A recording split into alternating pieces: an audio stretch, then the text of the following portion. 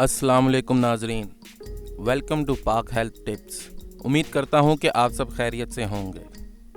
आज का जो हमारा मौजू है, लीमू के ज़रिए दमे का कुदरती और आसान तरीका इलाज। दमा एक तकलीफ़ देह मर्ज है और जो लोग इसका शिकार होते हैं इनकी ज़िंदगी काफ़ी मुश्किल हो जाती है। हर वक्त हाथ में इन्हेलर लेकर फिरना या वक्त बे वक्त सांस का उखड़ जाना एक मामूल बन जाता है। लेकिन अद्वियात के इस्तेमाल की बजाय अगर आप लीमू के ज़रिए इस मर्ज का इलाज करें तो काफ़ी अफाका हो सकता है। इसमें मौजूद विटामिन सी, एंटीऑक्सीडेंट्स और मिनरल्स की वजह से दमे की तकलीफ़ कम होती है और निज़ाम तनफ़ुस में भी बेहतरी आने लगती है। इसकी वजह से मुदाफ़ियाती निज़ाम मजबूत होता है जो कि दमे के मरीज़ों के सांस को ठीक रखता है।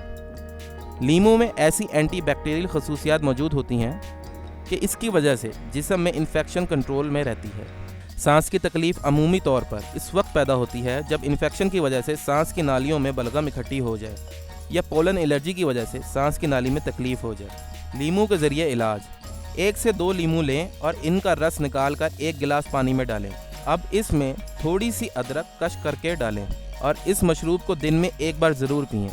अदरक में एंटी इन्फेक्शन खसूसियात पाई जाती हैं जबकि ये जिस्म को सोजिश से भी बचाता है।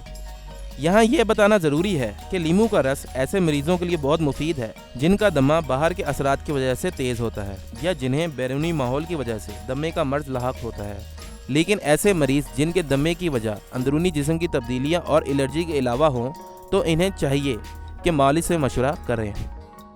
नाजरीन, अगर आप इसी तरह हमारी वीडियो से मुस्तफ़ीद होना चाहते हैं तो हमारे चैनल को सब्सक्राइब करें और बेल आइकन पर क्लिक करें ताकि हमारी नई से नई मालूमाती वीडियोस आपको मिलती रहें। शुक्रिया।